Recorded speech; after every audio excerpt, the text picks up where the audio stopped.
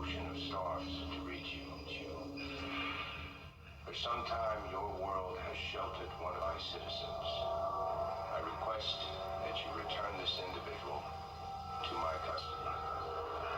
For reasons unknown, he has chosen to keep his existence a secret from you. He will have made efforts to blend in. He will look like you, but he is not one of you. To those of you who may know of his current location, the fate of your planet rests in your hands. To Kal-El, I say this. Surrender within 24 hours. Or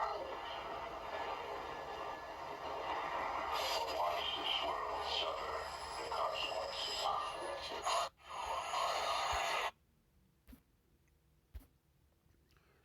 All right, Shalom. First of all, I just want to give all praises to Yahweh, Bashim, Yahushai, Bashim, Kakodash. Double honors to the elders, the apostles of Great Millstone. Salute to Shalom to all you bros out there that push this word, truth, sincerity.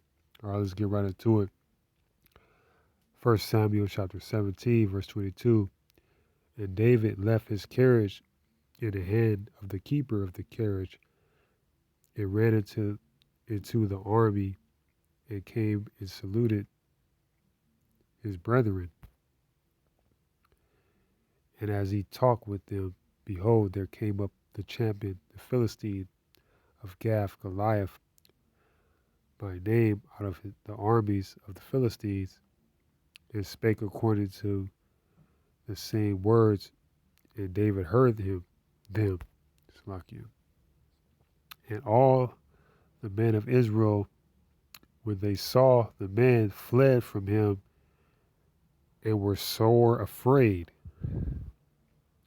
And then, Salakia, and the man of Israel said, have ye seen this man that is come up? Surely to defy Israel is he come up.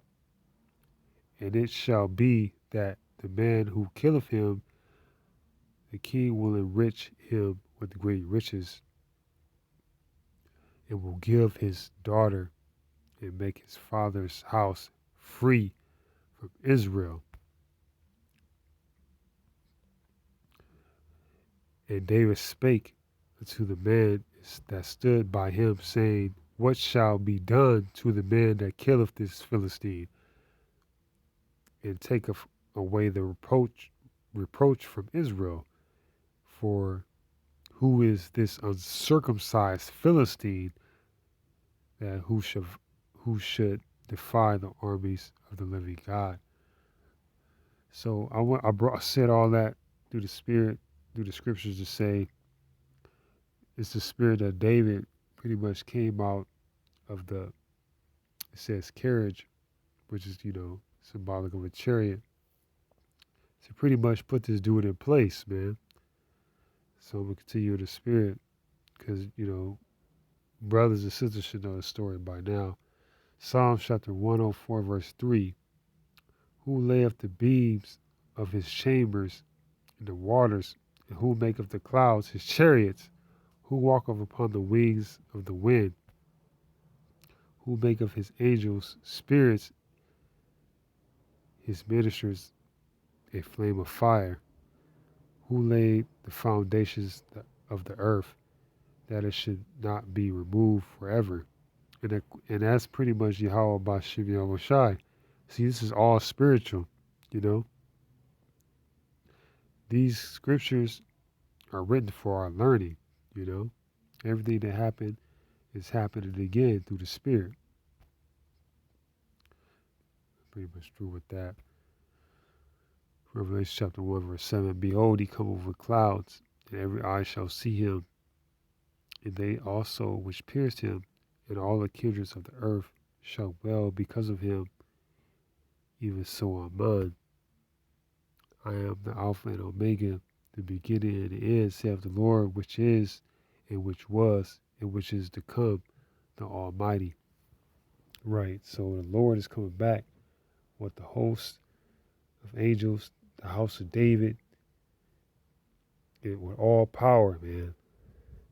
to restore order and set up the kingdom of heaven in righteousness.